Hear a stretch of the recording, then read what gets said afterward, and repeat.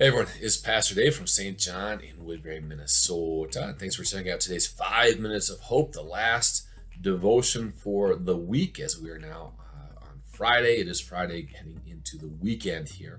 And as we wrap up the weekdays and head into the weekend, I pray that as much as is possible, life is going well for you. And hopefully, even though a lot of the days kind of merge together, I hope that your weekend, you have something in store for you this weekend that will uplift your spirits and be encouraging to you. As you can tell from the background, I'm recording this from my house today, and you also might be able to tell from my shirt. I am painting today, and so I got my trusty paint shirt on. And so for me, my plans for this weekend is to work on the house as we continue to work hard to get this ready to sell here, hopefully in the next month or so. So that's what I'll be doing. So today, for our 5 minutes of hope, I have a joke about a woman, a tricky and sneaky woman. And so that's kind of in honor of Mother's Day, not saying moms are tricky and sneaky, although sometimes they can be. And then also devotional thoughts today connected to a mother's request and Jesus' teachings on humility. So first, our joke for today. There was a guy and he was in the supermarket and he was going up and down the aisles and he noticed that there was a lady, an older lady that was following him around. And he didn't think too much of it. But when he went to check out, the lady actually snuck in front of him. And she turned to him and said, I'm really sorry that I snuck in front of you. And I'm sorry that I've been following you around and staring at you. But you look almost exactly like my son. And unfortunately, he passed away not that long ago. And the man felt terrible. He said, I'm so sorry to hear. Is there anything I can do for you? And the woman said, actually, when I leave, when I'm walking away, if you could just call out to me, "See you later, Mom," that would really bring me some comfort. And the man said, absolutely. Yeah, I'll absolutely do that. So the woman goes through the line, and as she's leaving, the man does what he said he would do. And he calls out to the lady, and he says, "See you later, Mom." And she smiles, and off she goes. And so the man checks out, and the cashier says to him, "All right, your bill is $150. The man says, I don't think that's right. How could it be that expensive? I only have a handful of items. I think you got to check that again." And she said, "No, it's $150. Your mom said that you would pay for her stuff too."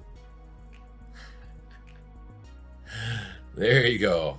Joke about the sneaky lady getting some free food right there. So to all of you trickster moms, you can keep that in your back pocket. So hopefully you enjoyed that, or at least maybe groaned a little bit at that joke. So again, our devotional thoughts today are connected to a mother's request. And so this is from Matthew 20.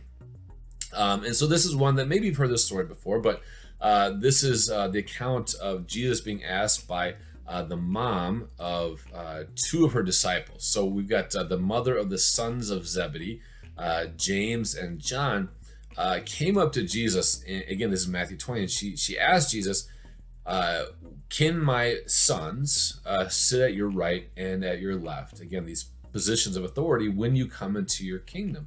And Jesus responds and says, that's not really my decision to make. But naturally, what ends up happening, as you can probably guess, is when the other disciples get word that James and John are using their mom to kind of try to get, in the inner circle for Jesus for all eternity, they were a little bit upset. And this is, again, where Jesus then teaches them and teaches us again about humility and service. And so again, Matthew 20 verses 25 through 28 says, "But Jesus called them and said to him and said, you know that the rulers of the Gentiles lord it over them, and the great ones exercise authority over them. It shall not be so among you.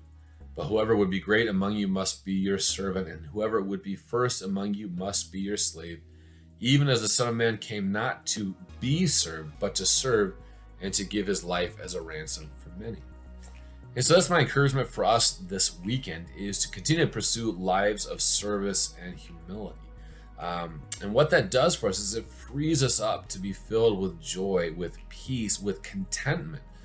Because what happens is, our natural sinful natures, we're always trying to seek what others can do for us. Right now, what can the government do for us? What can my employer do for us? What can my city do for us? Again, what Jesus does is flips things around and says, what can you do for others? How can you serve and care for others? Because what happens when we're always trying to get others to take care of us and that we become the center of attention is we can be filled with anger and resentment when those needs are not met. But when we're constantly trying to care for others and serve for others, again, we get filled up with contentment. And I want to close with a thought from author Henry Nouwen. Again, it talks about this idea of pouring ourselves out for the sake of others.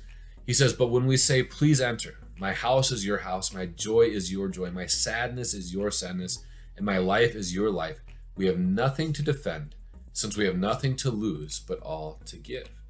And so may God bless us as we live this weekend in these weird times, continuing to pursue humility and finding ways to not only to not take stuff from others, but to give everything for the sake of others, and in turn being filled with the contentment, the peace that comes from Christ and from following him and his example.